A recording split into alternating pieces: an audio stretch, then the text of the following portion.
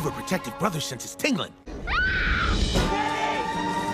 I like skateboarding, supporting my sister, and pretty girl.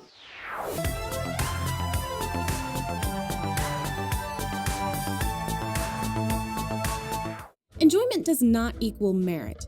What I mean by that is, just because I like something doesn't mean it's good. Anyways, let's talk about Hocus Pocus. I wasn't allowed to watch much TV or celebrate Halloween as a kid, which are two of my favorite things to do now, so I don't even think I saw this movie until I was an adult, and I thought it was fun. Now, I've seen a lot of critique for this movie, from people complaining about the weird sexual undertones, fair, to the whole thing just being a big ol' mess, also fair, to my favorite kind of critique, which is, I enjoy it and have fun watching it, therefore it's good.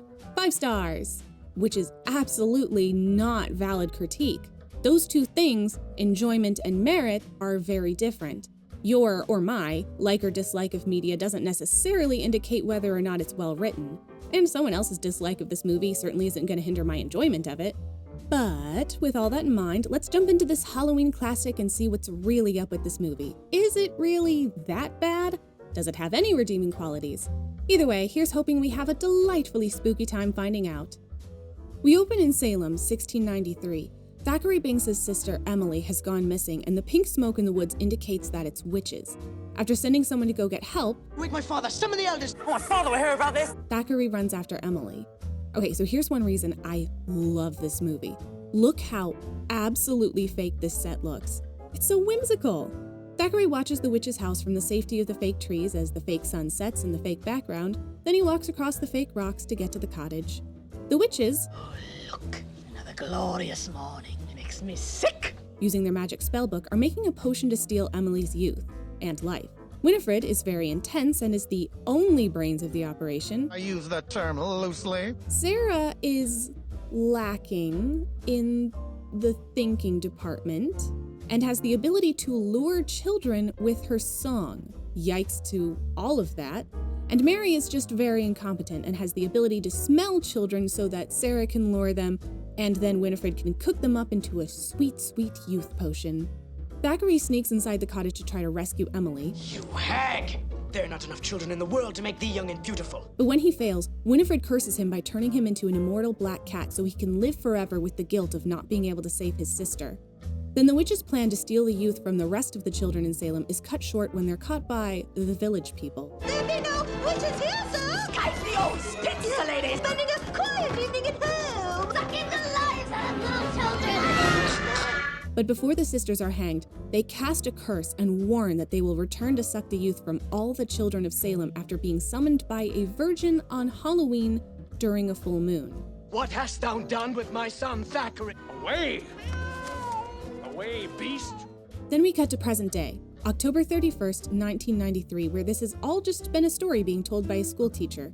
Max, one of the students, just moved here from LA and he's too cool for Halloween. Halloween was invented by the candy companies. It's a conspiracy.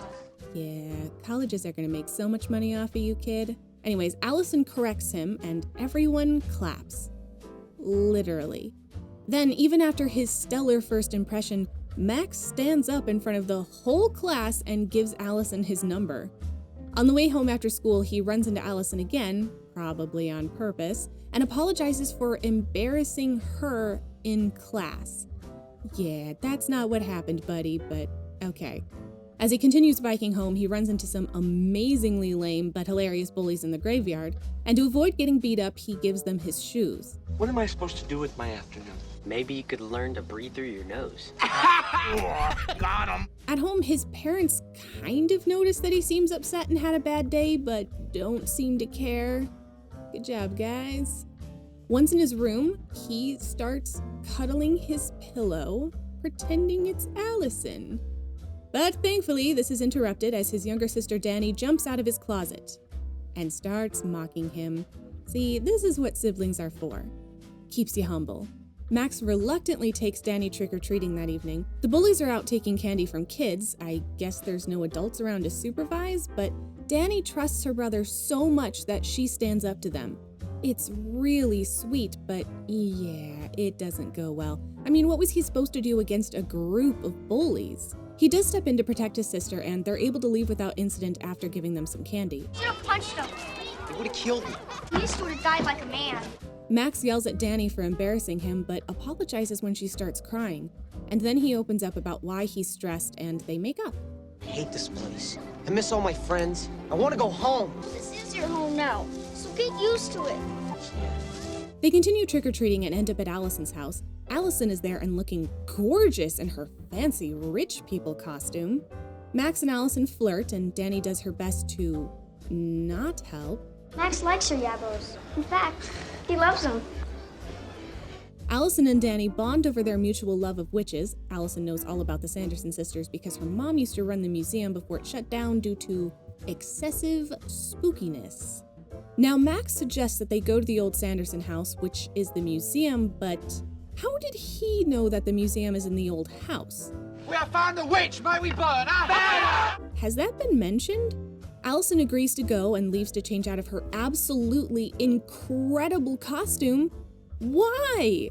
Why would you do that? You have an excuse to have that dress on the entire movie and not a soul would question it.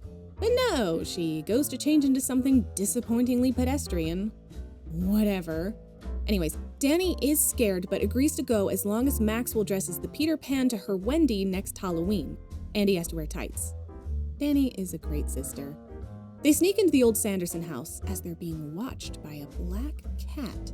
Allison reads us the information about Winifred's spell book, and we learned that it's bound in human skin, it's full of evil spells, and was given to her by the devil himself. Well, I'm pretty sure that we just established witchcraft as being evil in this universe. More on that later. Max finds the black flame candle, which, when lit, specifically by a virgin, will supposedly bring back the Sanderson sisters. The girls really aren't into it, the black cat even attacks him, but that doesn't deter him from lighting the candle. It's just a bunch of hocus pocus. Max, no! Immediately the wind picks up, all the lights except the black flame candle go out, a bright green light shines from the basement, Danny makes fun of her brother for being a virgin, the candles in the fire all relight themselves, the kids hide, and the Sanderson sisters burst in through the door. When the witches find Danny, she tries to talk very authoritatively as if she summoned them. It doesn't work, unfortunately. Good for her for trying, though. The three children and the mysterious black cat fight back, and Max fools the sisters into thinking he's a powerful warlock because he's able to summon fire, with the lighter, and the burning rain of death, which is just the sprinkler system triggered by the lighter, which I think is a creative way to use modern technology to fool the witches. Turns out the black cat can talk, and he tells Max to grab the spellbook on his way out. Who is this mysterious feline? Who could he be? Who is this man? It's a mystery. And they're able to escape while the witches are freaking out about the sprinklers. When Winifred realizes it's just water, they gracefully waddle after the children to hunt them down. Something in her air and manner of walking. The black cat leads the kids to the graveyard, which is hallowed ground, and the witches can't get them. For some reason, the cat shows them the grave of William Butcherson, who was supposedly Winifred's lover, more on that later, but who cheated on her with Sarah. So Winnie poisoned him and sewed his mouth shut so that he couldn't tell her secrets even after death. That's when we find out that, oh my gosh, this black cat was Thackery Binks. Who could have seen this coming? But we also don't dwell on this at all. Nobody has any questions, and we immediately move on. Oh, okay. Back to the Sanderson sisters, they're hiding from the firemen who showed up at their cottage because the sprinkler system went off. The sisters are sure the firemen are witch hunters because they wear black robes and carry axes. Sarah eats a spider, then Winifred tells us that the magic of the black flame candle only works tonight. The potion that will keep them young forever is in the book, and the kids have the book. It's plot exposition. It has to go somewhere. Back to the kids, Thackery Binks tells us his honestly pretty tragic story, how he watched his family die and longed to be reunited with them, but rather than wallow, he eventually decided he would use his immortality to stop the Sanderson sisters. And he spent the last 300 years guarding the house until this airhead virgin, his words, decided to light the black flame candle. You're right. I haven't lost my virginity because I never lose. Lesson learned. Virginity is for losers. Have sex, then you can light as many candles as you want. See you later, sex haver. Binks also tells Allison to not even open the book because the spells inside are evil. More on that later. The witches take their brooms and fly to the cemetery trying to get the book back. Since the witches can't touch the kids, there's gotta be a better way to say that. They use their magic to raise Billy Butcherson so he can go after the kids and retrieve the book. And boy, is he happy to see Winnie. While the witches calmly plan their next move. I am calm! I'm completely calm! Oh, sister, thou art not being honest with thyself, are we? Huh? A bus drives up, which freaks them out. Bubble, I'm in trouble. Tell me, friend, what is this contraption? I call it a bus. And its purpose? To convey gorgeous creatures such as yourselves to your most forbidden desires. We desire Children. Hey, that may take me a couple of tries, but I don't think that'd be a problem. I don't know what we just found, but I never want to see that again. Billy follows the kids through the crypt and then the sewers, and as the kids are climbing out a manhole, the very same bus flattens Binks. His dramatic death is cut short, however, as he immediately reinflates and exclaims that he already explained that he was immortal. Moving on, I guess. Unfortunately, Mary smells children from the bus and shouts for it to stop. There are children here. I can smell them. When they get off the bus, they're surrounded by trick-or-treaters, but they can't tell that they're children because of the costumes. One child in an angel costume blesses them, which really upsets them, until they find an adult dressed up like Satan who invites them into his house because obviously they're fun people who dressed up as the Sanderson sisters. The sisters are ecstatic to be meeting with their master, the devil. You ever read a Bible? I'm that devil. While this is going on, the kids decide to try to get help from an adult. Look, I get it. I am glad that they trust adults in this. More on that later. But yeah, it goes about as well as you'd expect. They try to explain what's happening to a police officer. Danny tells the officer that Max is a virgin, and he tells the kids to stop messing around.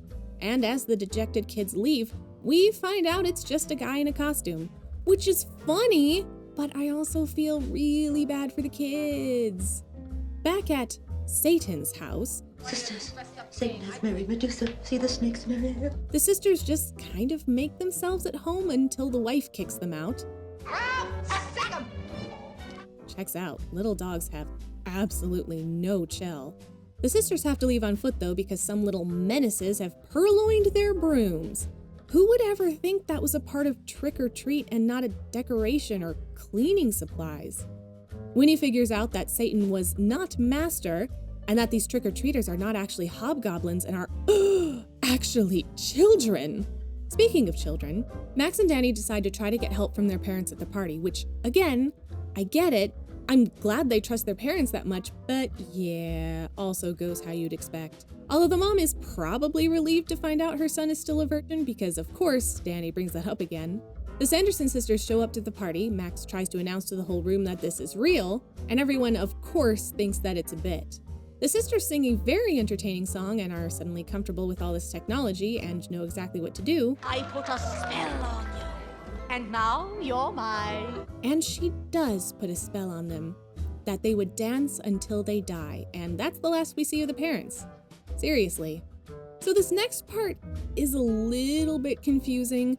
They've left the party, and after knocking open an oven in an alley while hiding from the sisters, that's not the confusing part actually, Allison gets a brilliant idea. A brilliant idea. Well, that's what we need, a brilliant idea. But then we just cut to the sisters going to the school where the kids who were behind them already are and have set everything up. How did you get back here before us? How did we, Kronk? Well, you got me. By all accounts, it doesn't make sense. It also doesn't make sense that it would reek of children just because children have been there, because that's not how Mary's child-smelling powers seem to have worked in the past, but whatever. As the witches walk into the building, Max does a creepy announcement over the loudspeaker and calls himself Boris Karloff Jr. Why does Max know who Boris Karloff is when he's shown no interest in classic movies and also hates Halloween? I just also don't know why this was necessary. Couldn't we have just skipped to the part where the sisters followed the sound of a woman's voice, which is clearly a language tape on a boombox, into the kiln? But whatever. The kids slam the door and turn on the kiln to burn the witches. A fitting end. Or is it? The kids dance in the street and joyfully run home. Binks feels at rest because he was finally able to defeat the sisters and protect Danny, who adopts him, even though he's a teenage boy, or a 300-year-old boy. Either way, it's weird that he's cuddling with Danny, right? Am I overthinking this? But, surprise, surprise, the movie isn't over. For some reason, the sisters didn't die. I'm a little confused about why. Maybe it's the magic of the black flame candle? I don't know. So they begin looking for the book again and run into the bullies because Ice is wearing Max's shoes and Mary can smell them. But the bullies make the near fatal mistake of calling them ugly, and so they get kidnapped and put into hanging cages back at the Sanderson cottage. While the sisters try to remember the potion without the book and without brains apparently, Winnie calls out the window for her book. Back at Max's house, Allison somehow gets the idea to check the book for a way to turn Binks back into a human, and has no qualms about opening it now, which seems out of character for her. Max does have a problem with her opening the book, which makes sense after all he's been through, but Allison is pretty and holds his hand, so suddenly he's really okay with her opening the book. And they're completely unaware of the beacon the book sends out, which is seen by Winifred from the cottage, and because their original brooms were stolen, Winnie flies to Max and Danny's house on a modern broom, Sarah takes a mop, and Mary takes a vacuum cleaner, cord and all. Even though it's too late, Binks leaps on the book to close it, but not before the kids get the important information that a circle of salt will protect them. I don't understand why Max and Allison go to get the salt if they think they're safe. It's safe enough to open the frickin' book, but not safe enough to go around without salt? What kind of house doesn't have salt? Low sodium freeze. Just as they're about to kiss over the salt, How romantic. they hear a crash and run upstairs to find that Danny and the book have been taken by the sisters. Allison uses salt to protect herself and Max, while the witches burst out of Max's ceiling. Yeah, have fun explaining that to your parents, Max. On the way back to their cottage, Winnie tells Sarah to use her voice to lure more children. And then we get this really weird scene of Sarah, who is mostly cleavage at this point, singing while writhing around on her airborne mop. Once back at the cottage, Winifred gets ready to steal Danny's youth and beauty. Danny says that no matter what, Winnie will always be ugly because she sold her soul. And that's because true beauty is found on the inside, just like Snow White taught us. Because Winnie did some of her villain monologue in front of the kids, Allison figures out that the sisters only have until dawn. Max, courageous as ever, bursts in through the cottage door. And there's one thing that I know that you don't know. And what is that, dude? Daylight savings time. And a bright, dawn-like light shines in through the window as the witches dramatically fall to the ground. Max helps Danny escape. The bullies plead for Max to let them go, but Max just goes back for his shoes. Outside, Allison is waiting with the lights of the SUV they probably totally legally drove over to the cottage, shining into the windows. I don't know where they got the red film they placed over the lights on such short notice, but okay. Maybe one of the parents is a photographer or something. The witches only have enough potion for one child since Max dumped over the cauldron, just like Thackery did when he was trying to save Emily. And even though there are plenty of children that were just lured there because of Sarah's voice, no. Winnie wants Danny because she called her ugly. I mean, the bullies also called you ugly and they're right above you, but I get it. Not personally, but I understand, conceptually. The witches easily catch up with the SUV. For some reason, Max is driving with his window open, and even after Winnie grabs at him, he still doesn't close it. Although I guess it's the early 90s and he's probably not a licensed driver, so maybe it was just too hard to roll up the window manually while driving and trying to avoid being abducted by youth-hungry witches. Still, I would have closed the window before leaving. They drive to the cemetery and run directly into Billy. Not with a car though. Thankfully, Billy is able to use Max's knife to cut through the string keeping his mouth shut, and then tells Winnie what he really thinks of her. Go to hell! I've been there, thank you. I found it quite lovely. Billy then joins them in protecting Danny. They put a circle of salt around Danny and prepare to hold out until dawn, which has nicely left them enough time to make a circle of salt. This is another great fake set. Fake trees, fake tombstones, fake sky. I love it. Anyways, Allison's just flinging salt everywhere, so it's no surprise that she quickly runs out, and Danny runs out of the circle to give Billy his head back after it got knocked off. Which probably would have been better not to do that, sweetie, but okay. You meant well. Unfortunately, because of this, Winifred is finally able to capture Danny and tries to force feed her the potion. Binks jumps up a tree and knocks the vial out of Winifred's hands and then falls quite a distance to the ground. Max catches the vial and offers to exchange it for Danny, but when Winnie refuses, Max drinks the vial, which is kind of a power move. Letting Danny go, Winnie tries to suck the life out of Max, but falls to the hallowed ground below. Maybe that's why she turns to stone first before she explodes like her sisters? I guess I missed that part of the lore. Really thought I was paying attention. The sun rises on this gloriously and fakely lit cemetery set, and yeah, they all explode. Max and Danny reunite and have a very sweet sibling moment. They say goodbye to Billy, who is very happy to finally rest in peace. More on that later. But then they find Binks's cat form, who has actually died this time. But after they mourn his loss, they find out that he's just moved on from being a cat with unfinished business to just being a regular ghost, I guess. And his sister Emily, who is also a ghost, is in the background calling to him. But before he goes, he says goodbye, which makes sense, but then weirdly whispers, "I shall always be with you," into Danny's ear and kisses her on the cheek, which, is that supposed to be comforting or cute? Always? Yeah, I don't think so. I don't know, maybe I'm overreacting. I know they wanted this to be cute, just the implications are perhaps not entirely thought through. I get that he's an older brother and saw her as kind of a surrogate younger sister after he lost Emily. It was just kind of weird to me how it played out. Could have been done better. I like the idea, not the execution. Binks then walks towards the fake sky and fake trees, completely fake background, and reunites with his sister. But the last words he says after Emily asks him what took so long are, "Sorry, I had to wait 300 years for a virgin to light a candle." Dang, son. Boom. Roasted. I guess Binks has been alive the past 300 years and seen the times change, lived through the sexual revolution and all, but that definitely would have been a virtue in his day and culture. Whatever. After Binks and Emily disappear, the movie ends with Max sweetly hugging his sister. Oh, wait, there's like 2 more seconds after that where the cemetery gates close on their own, and that's it. Have you been wondering where the parents are and what happened to them? And the bullies, too? Well, don't you worry, because some more final scenes play during the credits, which doesn't seem like an afterthought at all. After the witches die, the spell at the parents' party is broken, and they're in a weirdly good mood as they stumble out of the venue and hopefully make it home. Boy, are they in for a surprise when they see the ceiling of Max's room. And the bullies are still locked up, hanging in the witch's cottage singing "Row, row, row your boat." And that final last scene ends with a close-up on Book. And that's actually it. Alrighty, is there any merit to this movie? I mean, it's not terrible, which is something, I guess. First off, it's really great that the witches who kill children are the bad guys in this. You'd think that would always be the case. Well, that's all I have to say about that. Okay, good points.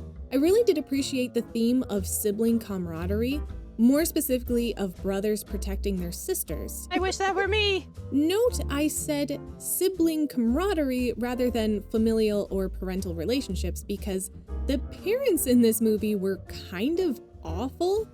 You just moved, your son is clearly going through something and you're not even gonna check on him. When the mom notices that Max came home with no shoes on, the dad says, "It must be some sort of protest." So does that mean that Max has done this kind of thing before as a protest, or that the parents are just bad at being parents? This just makes the scene at the parents' Halloween party so much worse. The kids knew their parents probably wouldn't believe them, but they still trusted them enough to try. I totally get and prefer that this movie is just a campy kids adventure. The parents needed to not be involved. I just think this movie would have been stronger if the parents had been out of town or something. And maybe they had an incompetent neighbor watching over the kids to excuse the lack of parental figures. I still question the parents' judgment about choosing said neighbor, but it would be better. Or have a competent neighbor or relative trying to watch the kids, but crazy magical stuff keeps happening that they have to deal with, and that's why the kids are alone. It's not even like the parents were busy with important things. They were just obsessed with the party they were going to.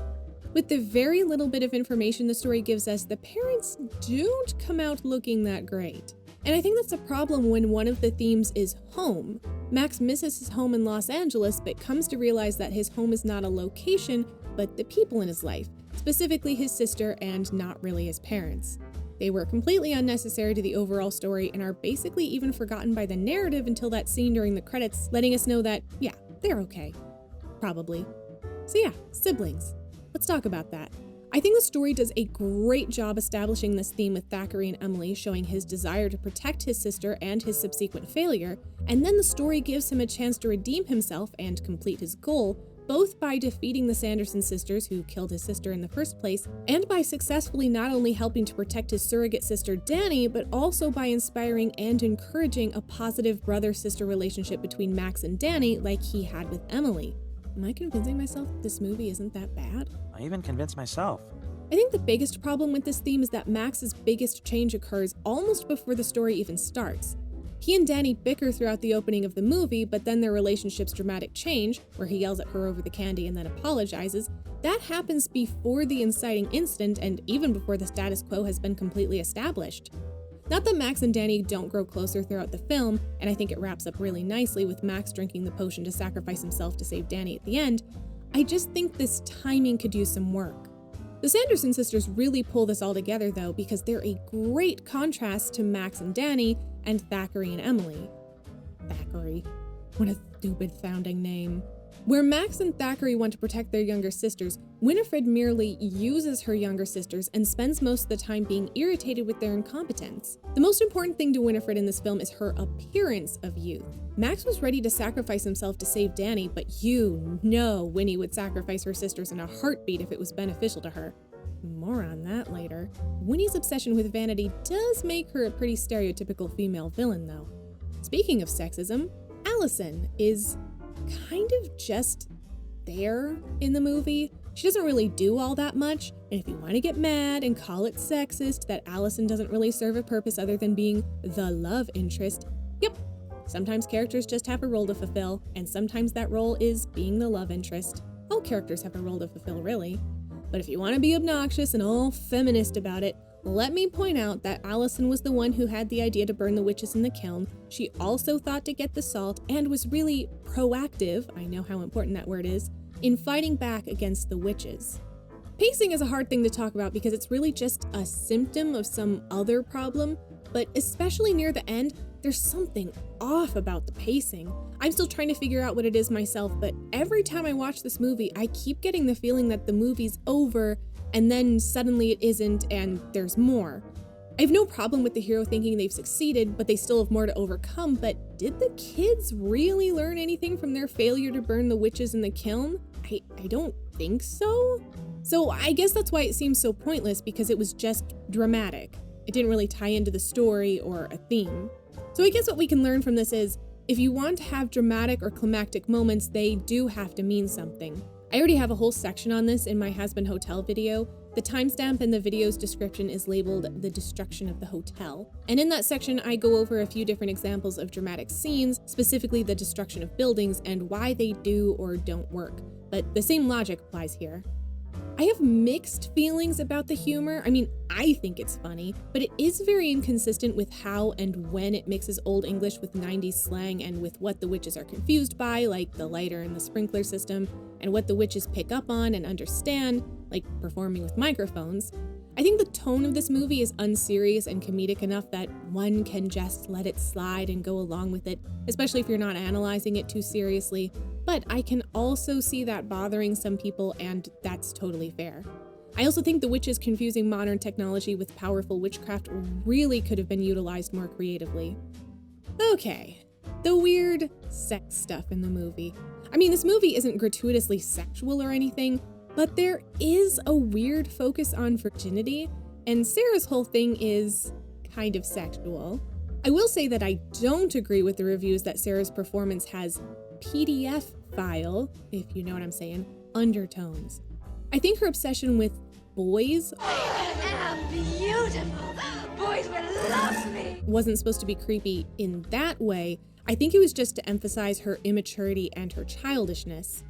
the virginity, on the other hand, I totally get that it was played for laughs, and I do think that it's funny, especially when Danny and even Thackery mock Max for it. Gosh, I would hope Danny doesn't even know what that means at her age, but that's kind of why it's funny, I guess.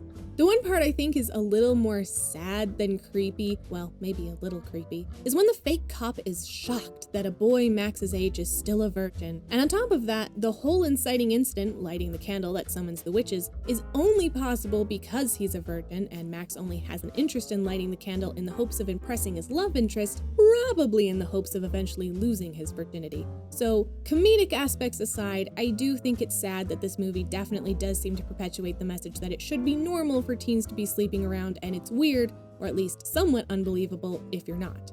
I'm not surprised that's in the movie, even back in the olden days of 1993, but it is sad and damaging, actually, that this has successfully become a normalized behavior in Western culture. Although it is interesting that a movie with such a progressive message about virginity also has such a traditional message about gender roles. Also, some of the cat stuff was weird. It's weird that either a teenage boy or a 300-year-old man in the body of a cat was cuddling with Danny. Even though I know it was supposed to be sweet that she adopted the cat and you can't help but cuddle with your cat, I still thought it was weird. I liked how the bullies got their comeuppance at the end. Max didn't go out of his way to do anything vengeful and become a bully himself, like Mia in the first Princess Diaries movie. That is such a cute cheerleading outfit. I bet it goes with anything. Of course it does! And even though I don't think it's necessary to the story, even if he wanted to, Max really didn't have time to let them out of their cages, and there's no guarantee they wouldn't just immediately start harassing him, Allison, and Danny. I also like that he got his shoes back. Lastly, just a couple of other quick but probably meaningless observations as I continue to overthink this movie. Sarah's hair starts out really curly and then gradually straightens by the end of the movie. I'm fairly certain this wasn't supposed to mean anything, and it's just poor styling. Also, Winifred has no eyebrows, which is amazing. It's giving Grima worm tongue. Listen, there's only two people that can get away with not having eyebrows. Gara and that one Mizukage. Okay, other questions I have. How did Thackery being turned into a cat end up in the legend when no one saw him get cursed? There is a hell. The sisters say they've been there, they, or at least Winnie, enjoyed it.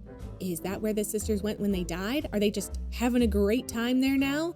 Although if Winnie was there at one point and left, what does that mean? And then when Thackery finally left his cat form and became a ghost, I think, his sister was also waiting for him in ghost form. Then they walked away together and disappeared. Was Emily just waiting for him this whole time, unable to pass on herself? Where did they go? Heaven? Did they just disappear and they're still on Earth?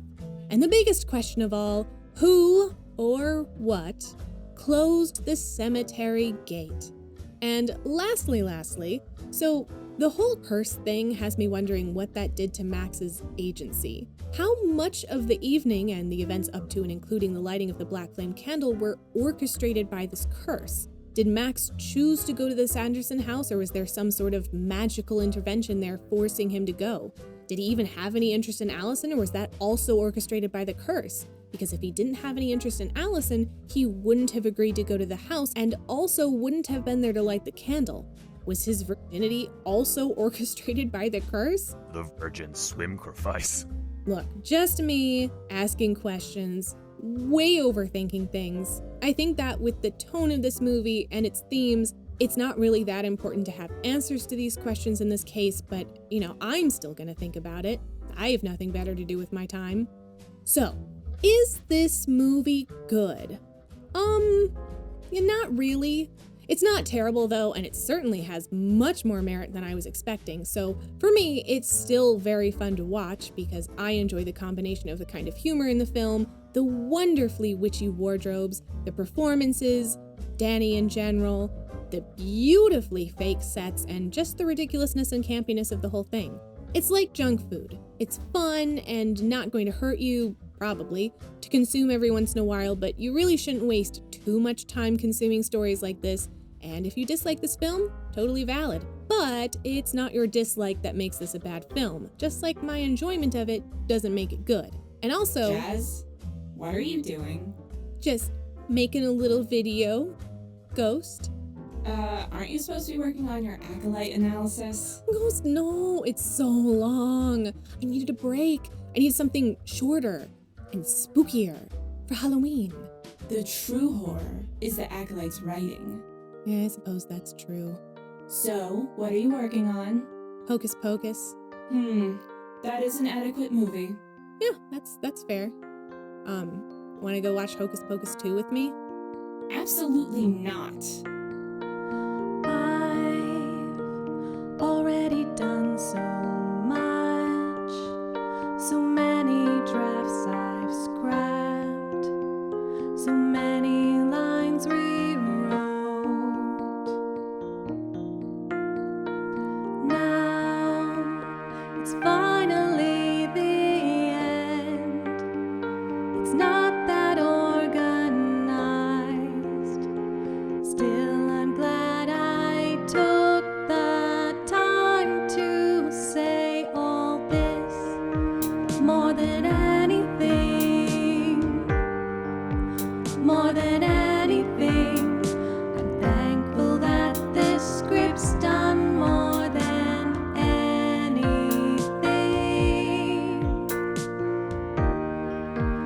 All that editing, all that editing.